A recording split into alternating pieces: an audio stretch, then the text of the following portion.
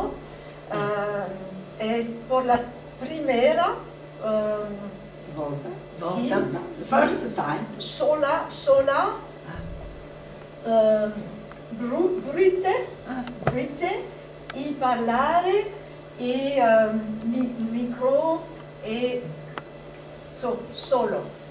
Sì, è la prima volta che fa lo spettacolo da sola, è la prima assoluta della prima. En français, ça veut dire que pour The first of the first time. Yeah, first time I'm gonna make C'est la première fois que tu fais ça toute seule. la régie en direct sur le plateau, so on stage, the sound and the performing art at the same time. So I don't know what it's gonna be. We try. Sarà tutto da sola. Sì, sì. And Guillermo is helping lots with the light and with following the noise to be there as well, and Vittorio with the camera. Sì. Benissimo, ringraziamo i tecnici all'audio, al video e alle luci. Sì, come si dice, una bella equipa. Squadra, team. Squadra team, sì, yes. molto bella, sì. Grazie. So maybe sometime I'm going to stop and say and fix something. See, that's the way it is. Okay. Grazie.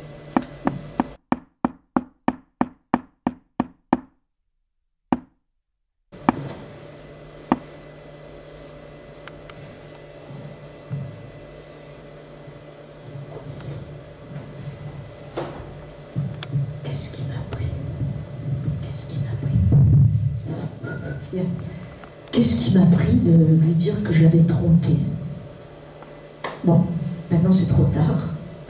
Je ne sais pas ce qu'il va penser. Mais j'ai besoin d'aller prendre un peu l'air. Je vais me promener, je vais respirer, puis... Tiens, vous là-bas, vous êtes danseur? Oui, je suis sûre que vous êtes un bon danseur. Vous savez ce qu'on va faire? On va faire un tango. On va croiser nos corps, on va croiser nos bras, croiser nos jambes, de façon à faire un tango un peu cubiste. Vous voyez ce que je veux dire? Allez, allez, venez, on va essayer. Bon. Je crois que je vais boire un petit peu de whisky. Contrairement à ce que j'ai dit tout à l'heure, ça c'est tout inventé. C'est un soir, après un apéro un peu tardif, j'ai inventé cette petite chose au dictaphone et je l'ai laissée telle qu'elle. Mais ce n'est pas une réalité, ce n'est pas poétique non plus. C'est juste une petite bafouille comme ça, à l'oral. En tout cas, le texte suivant, c'est issu d'une véritable histoire d'amour, enfin on va dire plutôt après, une fois que l'histoire d'amour était passée. On ne se revoyait qu'en entrevue rapide. Mais de nous côtoyer rendait l'amour stupide qui m'avait enlevé, sans raison apparente. Et j'étais soulevée d'une émotion marrante. Quand sa présence était réunie de la mienne, comme si sursautait la bonté bohémienne d'un bonheur insolite, dont qu'apte à revenir, troubler mon acolyte, la force infaillible. J'étais émue, c'est tout, en dehors du tangible. Constatant ses atouts de charme irrésistible, je sentais retomber mon refus. Impossible. La cible succombait. C'était un vrai plaisir de s'amuser ensemble à cet abstrait désir si vécu, il me semble. Et quand il repartait, de toute notre histoire très belle, qui gardait un sentiment notoire, il restait ce regain, un peu mélancolique, éparpillant le gain de nos corps magnétiques. Bien privés, à présent, de nos chaleurs mélangées, le poids inexistant de nos remords dérangés permettait à nos êtres de rapprocher la foi qui nous pousse, peut-être, à être un à la fois. Par nos séparations, j'imaginais enfin que notre relation ne prenait pas de fin, et même sans concret, les vœux télépathiques dans nos deux cœurs secrets donnaient du pathétique. Interdit ce contact n'était qu'en la mémoire de nos sensibles tacts, éprouvés sans déboire, à la force de croire en la fraternité de nos âmes, blanchies par les éternités que nous eûmes franchies.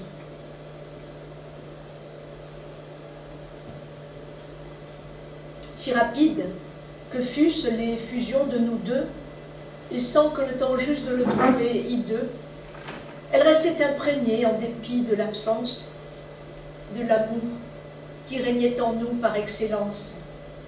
De la joie, malgré tout le chagrin habituel que comportent ces coups de cassure cruels.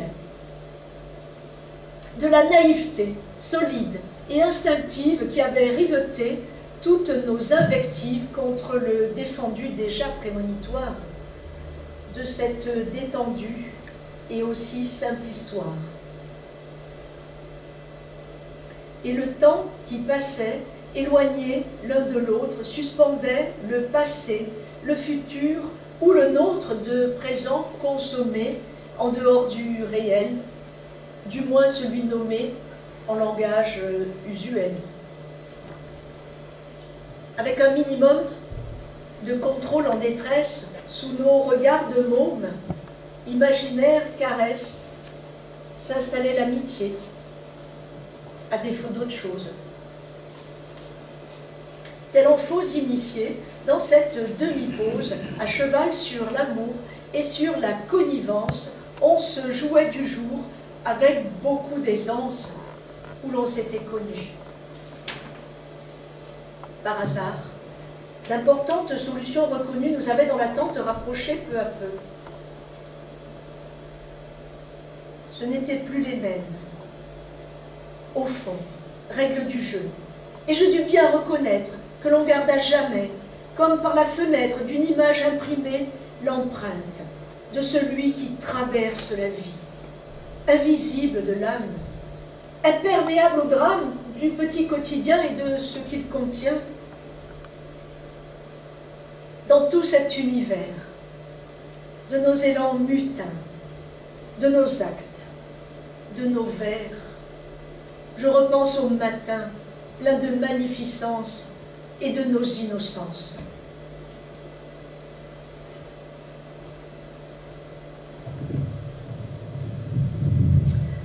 À cette époque, on n'avait pas de polyamour, on n'avait pas de pan-amour non plus. Nous, on avait le syndrome de Stendhal, on avait l'expérience océanique, je ne sais. Et moi, à cette époque, souvent dans le désamour de moi-même, et parfois dans l'incapacité d'exprimer précisément ce que je voulais, à cette époque, pour garder mon amoureux, j'étais capable de laisser s'installer des silences et de laisser s'affronter les silences. Je veux dire de laisser s'installer un affrontement silencieux, peut-être pire qu'un affrontement ouvert, non? Justement, avec celui-ci, il s'appelait Yves, c'était un breton taiseux, colérique, peut-être un peu comme moi d'ailleurs, c'est l'hôpital qui se fout de la charité, avec lui. J'étais forcée d'être pas toujours sourire, avec cet être forcé de naître par la vie. On savait bien qu'il ne voulait le moindre avis quand il se vengeait de mollesse, de soupirs, contre le temps qui lui pesait dans ses pensées, pourvu que sa peine tombe dans le passé. Alors, des fois, je me renfermais silence, surtout s'il se mettait à mourir ma gaieté. Il m'arrivait même vouloir son absence, pour que mon âme et mon corps soient acquittés de la présence qui gâchait le monde entier, du moins celui où je vivais et travaillais. Enfin, je m'obligeais à taire la rage qui put provoquer un trouble au personnage déjà tellement enfoncé, en noir foncé, pour qu'au fond, les faits ensemble soient effacés. Surtout que moi, en plus, à cette époque, je n'avais pas de métier, je n'avais pas de culture, satiété conquérante en armure, d'un baroudeur au cœur lourd, d'un touche-à-tout sans amour. J'appris la poésie, le monde, enfin ses contours. D'avidité, je fus saisie et d'aventure tour à tour, puis m'aperçus que le salut, celui dit sans le lendemain, venait sans aucun prévenu, mais se trouvait sur les chemins qu'il suffisait de rechercher à l'intérieur de son égo, et non sur un sommet perché, pas forcément toujours là-haut, car s'élaguaient les agréments, car s'en allait la gravité de tous ces quelconques moments d'où part la sensibilité, dans tous ces instants qui n'ont rien, que l'insaisissable bonheur de reconnaître en nous l'auteur, je partis vers un jour meilleur, aussi accessible que fut l'authenticité des faveurs dans notre quotidien confus. Ouais, j'ai décidé de partir, à la découverte de la terre. Je voulais voir du pays et surtout, avec moi-même, être en ami. Si j'avais perdu déjà beaucoup de monde, y compris sous des formes écrasantes, je ne me perdrais pas moi-même. Quitter mes amours, quitter mon lieu de vie, était la bonne solution. Nous verrons bien, en chemin, ce que nous trouverons. Tout d'abord, un nouveau continent, nouveau pour moi.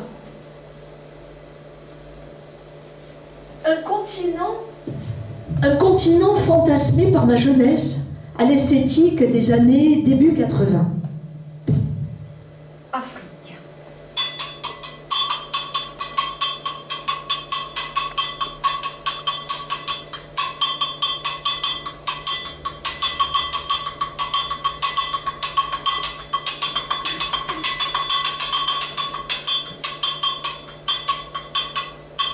Afrique à sable, pas goudronné. Agence en fric, pas déshumanisé. À plaque épique, pas civilisé. Dans des topiques, esclavagisé.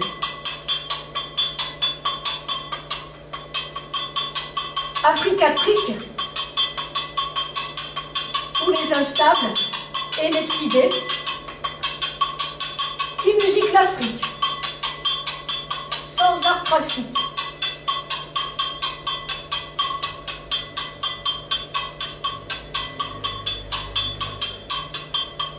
Rester dans ta clique.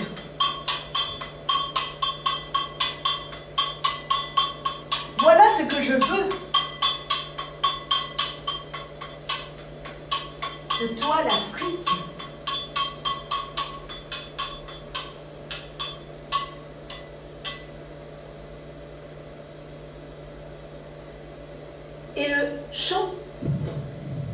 Et le chant de ces tambours, tant d'années après, ne m'a jamais quitté. Mais, à présent, la beauté de ses sourires et la lumière de sa terre m'interrogent. 500 000 morts par an de la malaria. 500 000. Si je vais en Afrique, moi, je prends le traitement contre ce paludisme, non? Pourquoi les Africains ne le prennent-ils pas? Je veux dire, pourquoi ne le prennent-ils pas tous? Oui, bien sûr, j'ai des amis médecins qui m'ont expliqué. Ça coûte cher. Ah, c'est ça, je comprends. Il y a des médicaments qui valent plus cher que des vies humaines. C'est pas ça. C'est pas ça. Je ne comprends pas. Je ne comprends pas. Je ne comprends pas. En suivant la route du commerce triangulaire, je suis arrivée aux États-Unis, dont j'avais entendu les pires choses, tenant à des massacres effectifs, plus ou moins oubliés par l'histoire. La terre sur laquelle je me trouvais n'avait cependant pas de rapport avec ce que je croyais. La beauté de son silence n'avait qu'un lointain rapport avec ce que les hommes, je dis bien les hommes, avaient dévasté.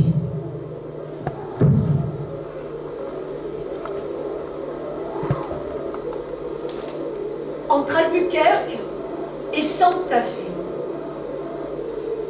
où le désert parle d'exode, une ligne nuageuse écrase l'horizon.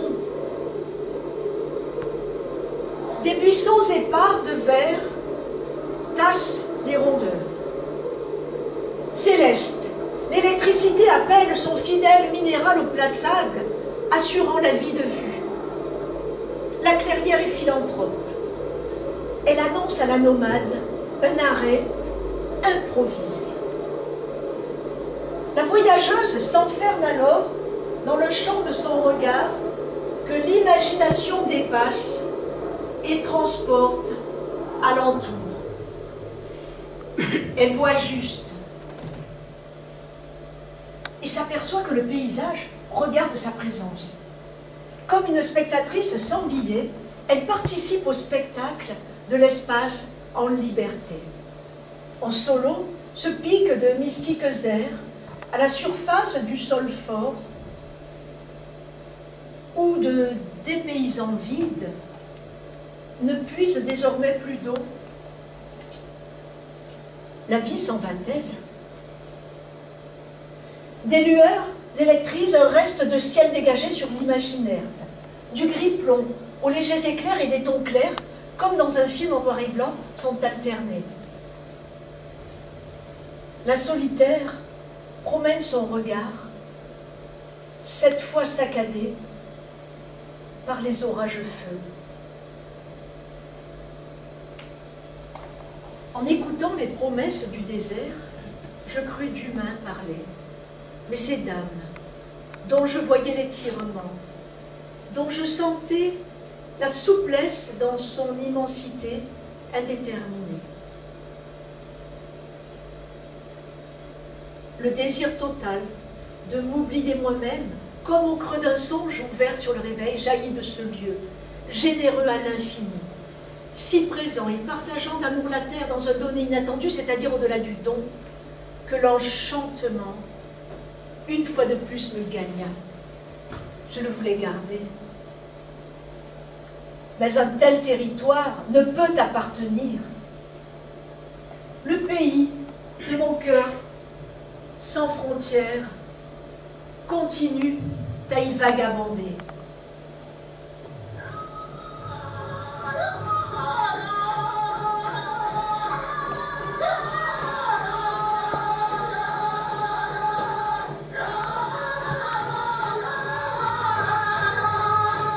Il ne s'arrêtera jamais de danser avec la voix de ses ancêtres.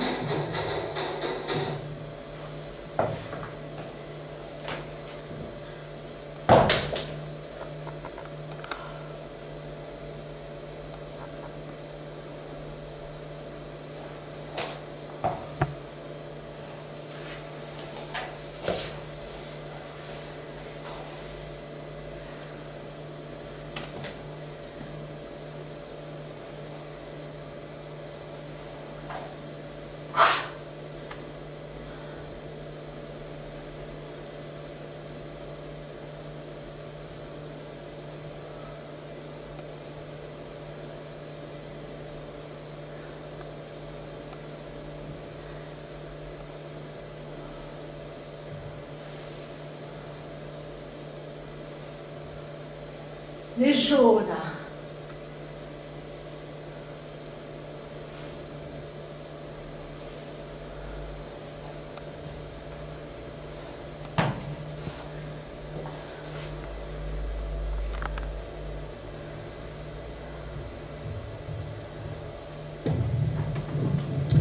De retour vers le vieux continent,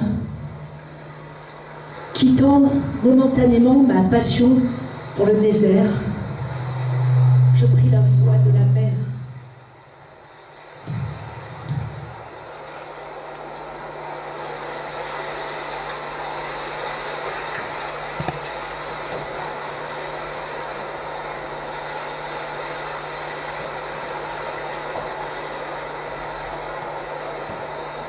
Faute de danse, par-dessus les flots, mon bateau s'élance à percer les notes qui sautent au hasard. Des ondulations, variations vaguement serpentines, suivant la brise sensibiline des alizés, gondolant de risée, pour amuser les coquins migrateurs qui rient sous la guitare de l'équateur.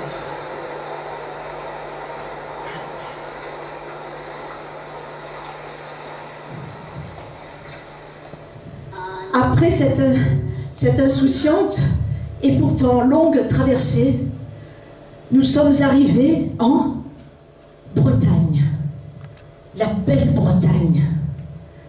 Elle nous accueillit dans son port, à la virilité orgueilleuse, composée comme un tableau de l'art moderne.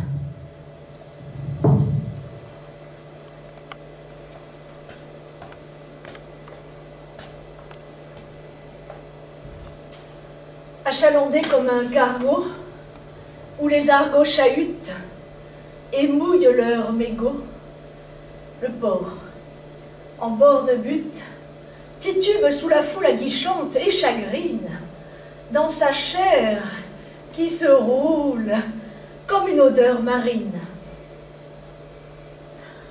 Partout, de son humour un peu marchand, 10 heures, envahit les rumeurs qui grondent sans rougeur.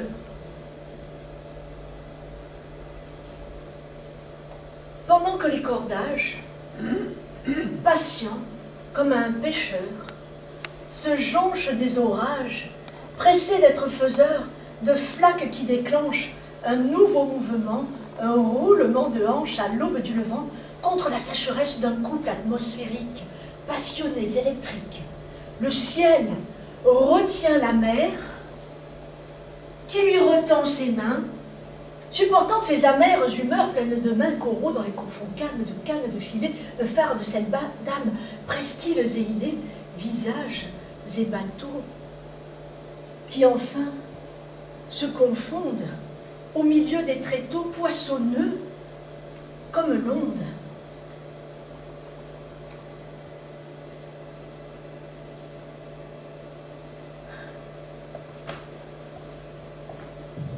Au fil de mes itinérances, je ne savais toujours pas très bien ce que je cherchais. Après la Bretagne, selon un parcours classique, me voici à la capitale. 7e arrondissement, 6e étage, sans ascenseur, sous les averses habituelles.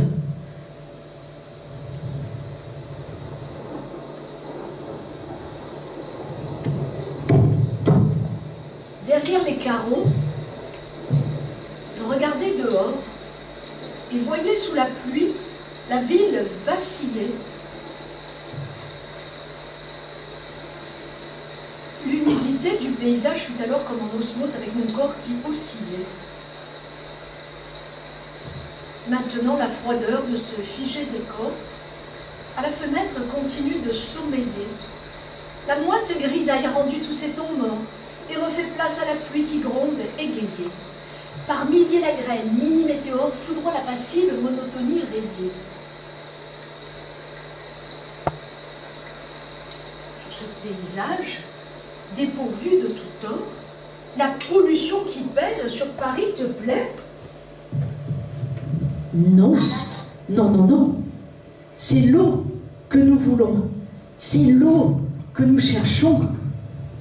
Car la campagne germe, des averses fécondes, nos soifs sont si fermes que l'envie nous inonde.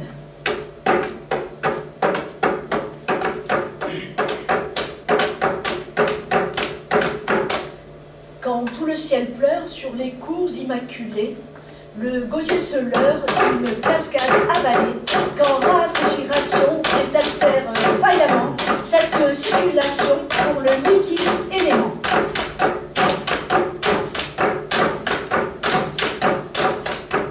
Étant grâce à la terre et au soleil béni, qui ouvre les glacières, période sans nos vies.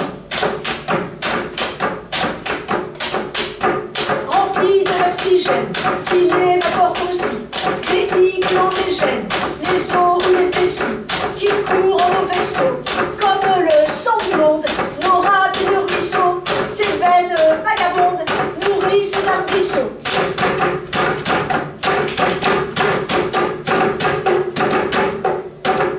Donc, aussi aérienne, légère humidité et mer souveraine dans la nativité humaine ou animale, vitale à tout vivant.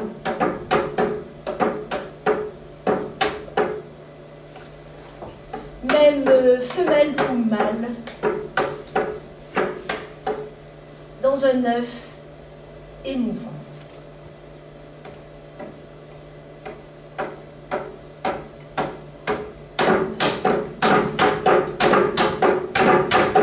C'est dans l'utilitaire où sont le tamis et lave par terre que ces âmes sont mis, flottantes et courageuses, dans la salle de bain.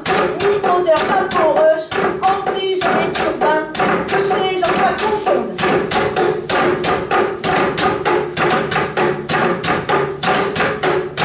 Lire de nos ondes, une image d'argent, à la barre de ce lac, sur sa face bougeant, et mouille de sa marque, ménage et les gens, sous plusieurs affluences, dans les courants voisins, là-dessous de tendance, infuse de raisin, de mystère, de remous, d'horizon aux vagues, se tomber dans la boue, qui la terre en drague.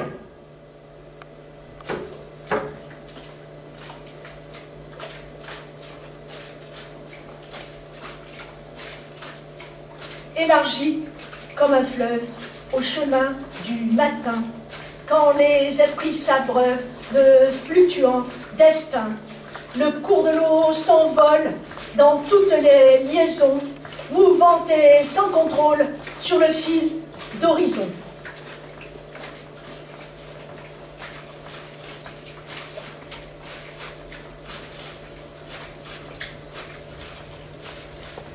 Jusqu'au fond de l'océan, où l'on plonge au verso, de son fluide transparent, écumant les faisceaux, aux traits indissociables, dans sa masse en roulis, nous noyons l'implacable raison de nos folies, par baptême colossal que baignade appelle. Ô toilette morale, la source coule au sel, tuant l'impureté, éclaboussée de vide, la rotondité, il y en a marre. Il y en a marre de cette pollution, non? Il y en a marre.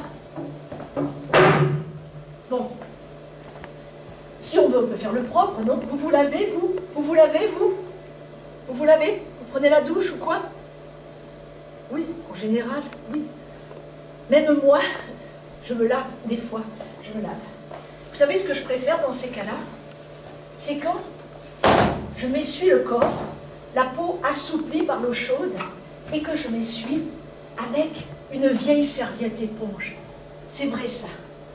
J'aime bien les vieilles serviettes à poil ras qui te sèchent le dos et les flancs en frictionnant le bras Quand les mèches de tes cheveux en bataille éclaboussent, le teint rêche, un peu rouge au visage qui s'émousse, à la pêche, des ruisselantes gouttes d'eau parfumée que te lèche et absorbe en frottant ta serviette aimée, sans les flèches de jet d'eau qui jaillit pour la vive joie sous la douche, d'empêcher la crasse qui s'accroche à toi et tu touches pour la circulation de ta peau, tes os, de ta bouche, hors des vapeurs, dans l'eau de ton réseau, la circulation de ton vieux linge et de ton honnêteté aux saccades voulues dans cette asséchante balade. Yes! Voilà. Maintenant, je sais ce que c'est une balade, je sais ce que c'est un tercé, un sonnet, un quatrain, des hexamètres dactyliques, des pentamètres iambiques, les distiques et les giaques. Vous voyez? Maintenant, je commence à connaître tout ça. Et les rimes. Ah, j'aime bien les rimes. Ah, les rimes. Alors là, j'ai un truc à vous dire à propos de ça. Voilà, c'est que les rimes, eh bien, des fois, elles parlent d'elles-mêmes à notre insu. Elles vont plus loin que les mots. Par exemple, dans le poème tout à l'heure, vous vous rappelez, sur l'orage, alors on avait des rimes, c'était « Je regardais dehors, voyais sous la pluie, la ville vacillait, l'humidité fut alors, avec mon corps qui oscillait. » C'est que des rimes en or, ayé, oreiller, oreiller. Un poème qui nous endort un peu comme la pluie, non? Alors voilà, on dirait que les rimes d'elles-mêmes, elles parlent de l'objet du poème, et puis elles parlent de quelque chose qui est encore beaucoup plus vaste que ça. Elles parlent ici du minimalisme, parce que ces rimes, elles sont toujours pareilles, et comme elles se répètent, vous voyez, elles nous parlent de l'histoire de l'art. Et justement, je devais avoir peut-être 18 ans quand j'ai écrit ce poème, donc c'était dans les années 80, on était en plein dans la période du minimalisme, je connaissais rien moi-même aux mouvements artistiques. Est-ce à dire que les rimes elles-mêmes connaissaient? Non, bien sûr que non. Je ne crois pas. Mais en tout cas, ça veut bien dire que l'esthétique passe à travers nous, à notre insu, n'est-ce pas? Est-ce que ça veut bien dire aussi que ce sont les voix du monde, celles du monde et celles des humains qui s'expriment à l'unisson à travers la mélodie métrique? Je ne sais pas. En tout cas, je sais que j'ai toujours voulu continuer à savoir davantage par rapport à la poésie, avec toute sa richesse, avec, je sais pas moi, les diérèses, l'ethmèse. Vous savez ce que c'est l'ethmèse? L'ethmèse, c'est quand il y a des mots habituellement collés dans une phrase qui sont séparés. Par exemple, si je dis mi-figue parce que j'aime bien les fruits, patati patata, mi-raisin, nanana, non, normalement c'est mi-figue, mi-raisin. Sauf si je fais une eutmèse. C'est rare, ça a un mot qui commence par TM. Bon, il y a des acronymes, comme NTM, quand même, ta mère, et ta mémé, ta petite mémé, on disait ça dans mon province, et ta sœur. Oh, ta mère, ta mémé, ta sœur, sur des générations, je remarque que ce sont plutôt les femmes qui servent de jurons, non? Annick et ton père. Oh, pardon, oh non, pardon, non, ça se dit pas. Non, non, c'est pas bien ça, non. Oh, les enjambements, les tétramètres, les alexandrins, voilà. Moi, je voulais connaître les poèmes à forme fixe pour pouvoir entrer et sortir de ce cadre-là. Non pas comme on entrait, on sort du moulin, mais comme on entrait, on sort, je ne sais pas moi, d'une famille, si on a une famille. Et à force d'étudier, je me suis rendu compte qu'à la lecture des poésies, une paix inconnue se dégage, enveloppe ainsi notre esprit de grâce et de longues images aphoniques comme un aquarium, délicates comme l'est la neige, encore vierge sans le pas des hommes. Dans la luminosité d'un beige éphémère aux rayons aquatiques, quand ils fendent notre perception de cristaux pointus, cylindriques, et promènent sans une passion, sans raison et sans territoire, un rien devant aux cils immobiles qui s'ouvrent sur le dérisoire aspect de notre champ solide.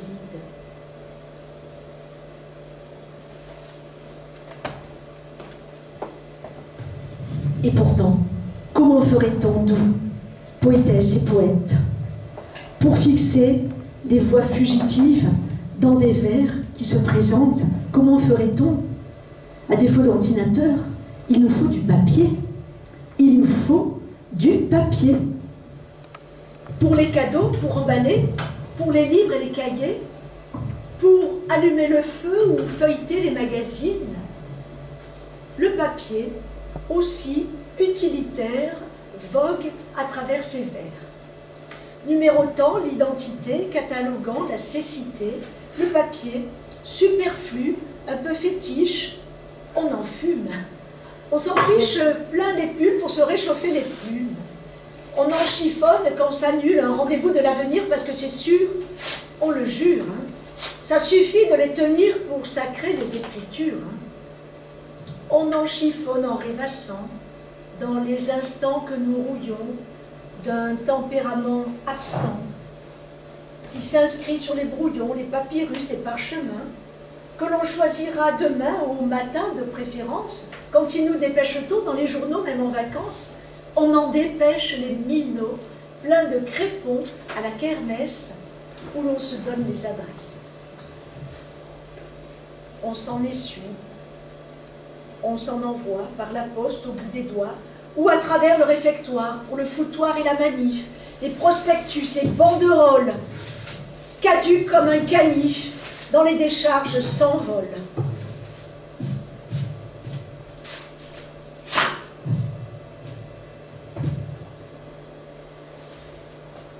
Calmement le soir, on en lit, allongé dans un roman, sans forcément songer que l'on vit majestueusement ces beaux arbres généreux qui nous donnent des jouets dans nos petits airs peureux que l'on respire, et nos poupées grandissent, et puis décident qu'il faut tapisser les murs de papier peint acide d'épaisseur plus dure. On en jette, on en consomme, au bureau, même en billets, on en recompte chaque somme que l'on dépense sans arrêt dans le luxe en recyclé. Ça dépend des jours des gens, mais il est telle une clé qui d'industrie, intimement, ouvre l'image de nos films. Sur ce monde, on le dessine comme un intérieur ultime. Le papier, ça me fascine. Mais les lois qui s'y trouvent peuvent parfois nous terroriser, non? Même si, a priori,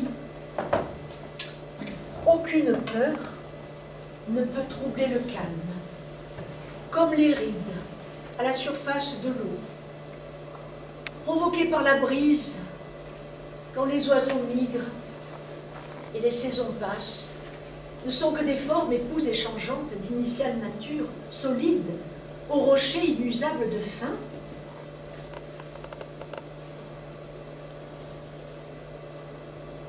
Comme notre âme est douce, avec son odeur de silex, avec son léger voile de blancheur existant, avec sa multitude mélangée des couleurs, avec son silence allongé dans un lit, et sa pénétrante bonté reformée, et son intouchable parfum rassurant, puis ses impossibles élans vers la nuit,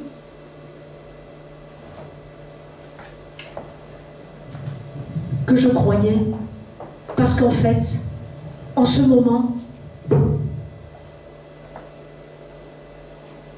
je gagne sur la nuit. Mes jours sont trop courts. Mes relations aux oiseaux, à mes chers disparus, me prennent beaucoup de temps. C'est pourquoi je gagne sur la nuit, qui me donne du silence et le prolongement de mes activités dans la paix, au ralenti, dans la paix du demi-monde endormi. Comme si les rares sons et le peu de mouvement d'air suspendaient la notion d'hier. Il n'y a plus de rendez-vous la nuit. pas même le regard d'autrui sur les espaces amoindris, comme si ma vue et mes pensées, un jour, en vain, s'y étaient arrêtées. On dirait que plus rien n'existe. À part l'essence d'être, qui croit dépasser mon corps et le mur des sensations endormies par les bruits du jour. C'est pourquoi, dans cet illusoire combat, entre moi et ma vie, entre ma voix et mon destin, entre l'obscur alors obsolète et ma conscience, alors sans question, je gagne sur la nuit.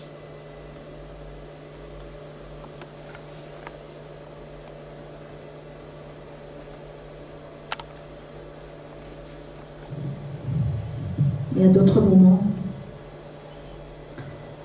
il m'est arrivé d'avoir eu peur la nuit, d'avoir eu très peur.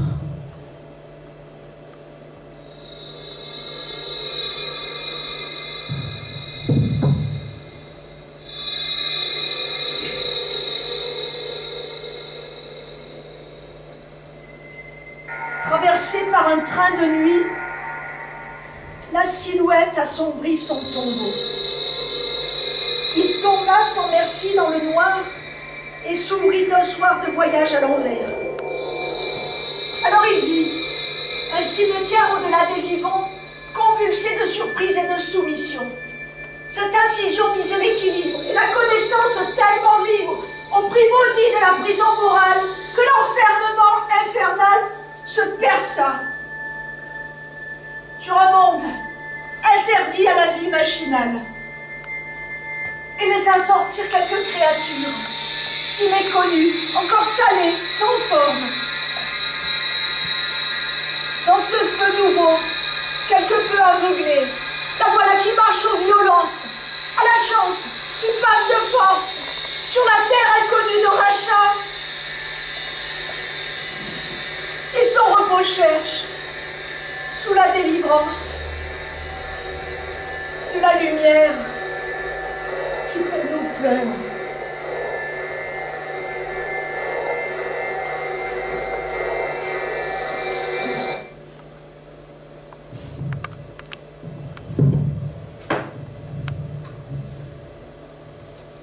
La vie reprit son cours. Grâce à l'art, comme toujours. Oui, heureusement les pinceaux sont là.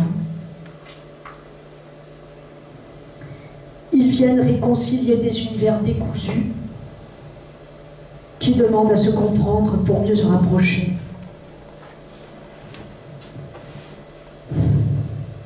Après tant de tragédies, j'allais me réfugier dans un endroit où rien ne pouvait m'arriver, où rien de créatif ne m'est étranger. Enfin, je voulais me le faire croire, car j'étais dans ma légende atelier.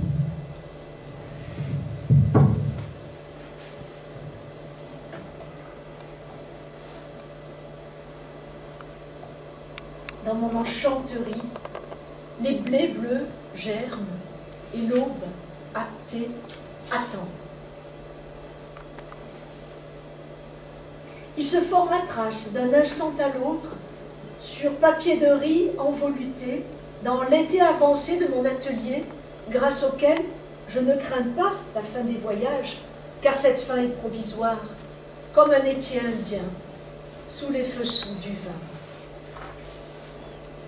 Et comme un prince immobile se débat la peintre au plus fort de sa condition dépêtrée. Je suis lui, elle est moi, tous deux nous sommes non seuls, d'ailleurs, d'un amoureux lointain.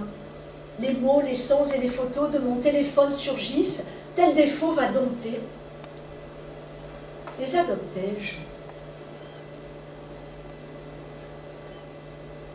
Une fois mon œuvre finie, je fermai les yeux,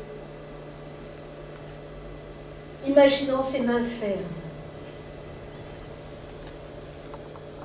Elles émerveillaient ma chaleur de peau, comme la soie d'un vêtement, et mon âme se croyait dorée. Je l'adorais en m'endormant et je rêvais. À l'encre des songes, les traits de paix posent. Ils passent et dépassent, le bord de la feuille ne finissant pas dans le format. En mince ligne, le pinceau surpasse la finesse. Le bruit léger de ses poils, s'accrochant au grain du papier, me chatouille le creux de l'oreille et meurt dans un souffle, caressant la surface. L'air est clair et doux. Lente, l'ambiance note les sons qui baissent et disparaissent. Un livreur métallique, vibrant sur le béton, laisse tomber un carton qui claque. Dans ce décor d'air, l'atelier vit en cathédrale de lumière. Elle abrite mon être comme un corps volontaire, ouvert au diapason du samouraï. Dans sa discipline qui sème, où ce calme est courant, la fulgurance d'un mouvement s'annonce.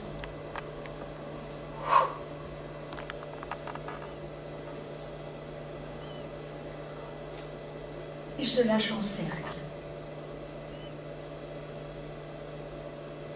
Tout en sachant le silence de sa voix, il se demande où trouver de nouveaux supports, où danser, où trouver de nouveaux supports une fois révélés, et continuer son passage au pays des vivants.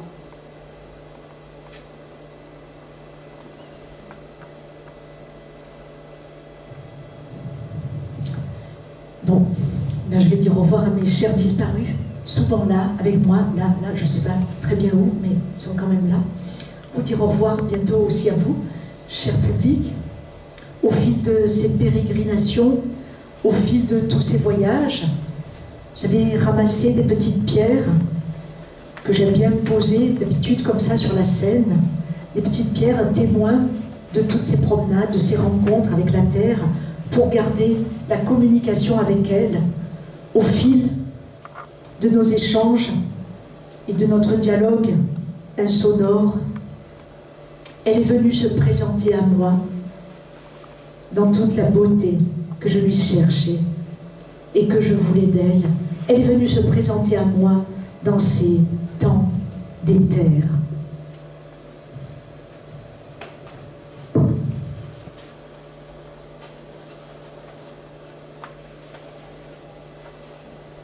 À colorer ses ocres, la terre se retire. Entrée dans ces basaltes desséchés, la voilà qui s'enroule à son soleil pour enfanter ces créatures minérales.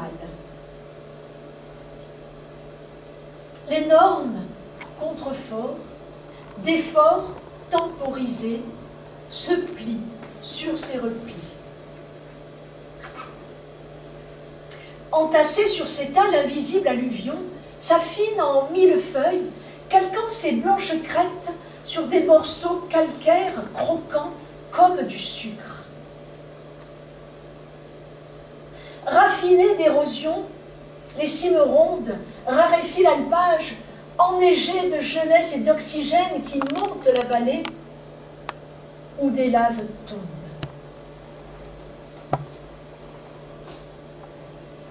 Minéraux inertes se mêlent au rite vert sur le sol passif et qui pâtit des pâturages abîmés d'ombres allongées.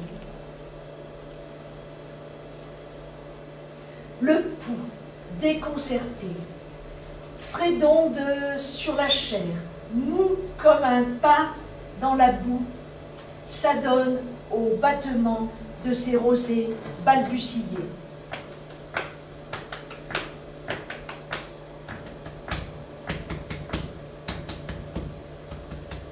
Et renaissante en toute aube, comme un nourrisson. Grandit dans une grotte, où de grosses stalagmites mordent les ruades vaporeuses des ruisseaux, l'arôme à l'entresort comme un souffle de ventre. Odeur champignonneuse, où pousse une forêt dans les chaleurs mieux nuancées d'un automne immuable.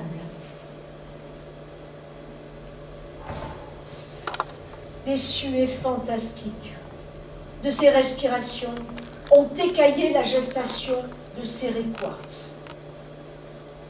Quant aux pigments, alors collés d'humides rocs, ils se nacrent lentement d'infiltrations diamantifères. Feu d'artifice qu'une ondée céleste a déposé à la surface des iris, elles n'en finissent pas d'écarquiller la loupe de ces détails criés.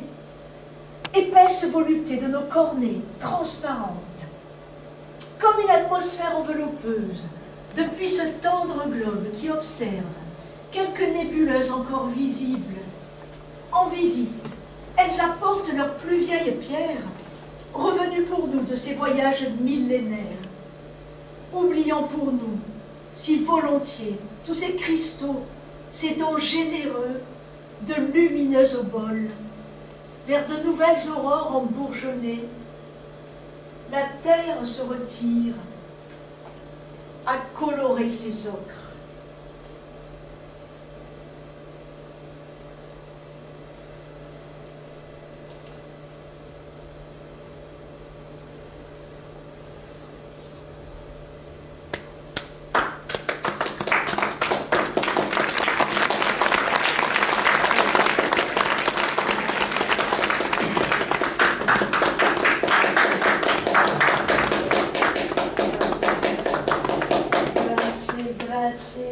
Bravissima.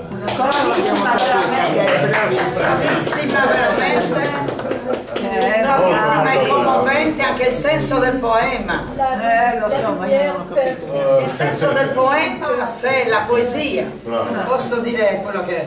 Se la poesia, bravissima, complimenti, veramente bravissima. Allora, se la poesia fosse solo verso, io voglio capire se, perché noi scriviamo, se la poesia è solo qui dentro, non può essere qui dentro. La poesia non è carta, la poesia non è penna, la poesia non è... Spostati nella luce, per La favore. poesia non è, ma non voglio essere ripresa adesso, la poesia non è lo scrivere riduttivo di carta e penna, non è neanche una fonte di ispirazione. La poesia è la vita, è la guerra, è tutto quello che accade, è la creazione. La poesia è millenaria, la poesia è all time, è nata l'essere umano, è nato il mondo, ma le pietre, le concrezioni, le stalattiti, le stalagmiti, le vene del mondo, le vene delle stelle, un'unione cosmico è poesia. E noi siamo qua dentro, quindi questo lo mettiamo lì. Ti ringrazio veramente. Bellissimo. Complimenti. Allora io voglio dire due parole velocissime. Bellissimo, brava. Perché ovviamente io non conosco il francese, non penso quasi tutto. Ma lei non solo ha recitato con la voce, ma ha recitato col corpo. Bellissimo, l'attore è questo. Brava. Merita sicuramente un pubblico che avrà sicuramente. È bellissimo il testo, è bravissima lei. No, lei è straordinaria. Il testo che rende il senso cosmico che mi ha commosso di quello che è il rispetto di ogni forma di vita, di ieri, di oggi, di domani, di quello che sarà, di sopra, di sotto. Non vedo l'ora di leggere in italiano. Mais tu peux dire que le texte, il a été publié. Oui. Tu as un livre, montre-le. Le texte est publié en juin Testo bellissimo. 2024, oui, chez HD. Donc le texte est publié. Alors c'est le premier tirage, ça, mais c'est quand même satisfaisant. Enfin, il y a tous les textes qui sont là, il y en a 19. Quand je prenais le micro, c'était les transitions entre les poèmes.